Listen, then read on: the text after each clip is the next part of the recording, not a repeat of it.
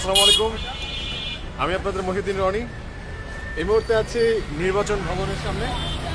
আজকে আপনারা হয়তো কম বেশি সবাই জানেন যে আমরা ভারতীয় আধিপত্যবাদ মুক্ত একটা ইনসাফের বাংলাদেশ প্রতিষ্ঠা করার জন্য আমরা তরুণদের হয়ে তরুণরা আমরা ঢাকা 18-র আমি মহিউদ্দিন রনি স্বতন্ত্র প্রার্থিতা করার জন্য আমি আমার মনোনয়ন জমা দিয়েছিলাম। সেই মনোনয়ন নির্বাচন কমিশন বাতিল করেছে ভোটার সমর্থন লিস্টের ইস্যু দেখিয়ে, এবং আমি তার এগেইনস্টে আমি আপিল করেছিলাম। আপিল করার পর আজকে আসলাম। আজকে আমাকে টাইম দেওয়া ছিল 4টায়, এবং 4টা বাজে আসার পর তারা জানায় নাই কোনো কিছু, আমাকে জানায় নাই যে যেই 10 জন তারা দৈব চয়নে তারা সিলেক্ট করেছে সেই 10 জনকে এখানে হাজির করতে হবে। আমাদেরকে কোনো কিছু জানায় নাই এবং কোনো ইনফরমেশন আমরা জানতাম না।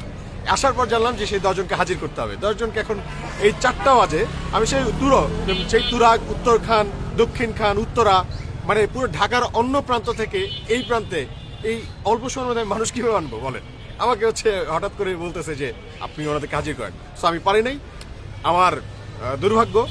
আমাদের এখানে ছোট ভাইরা যারা আছে তারা খুব আশা নিয়ে এসেছিল।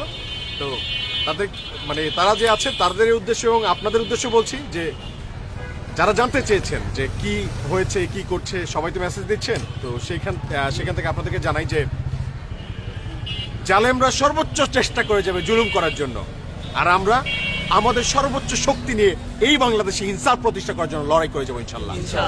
এবং তারা চেষ্টা করে যাক, আমরা আরো চেষ্টা করতে বলবো।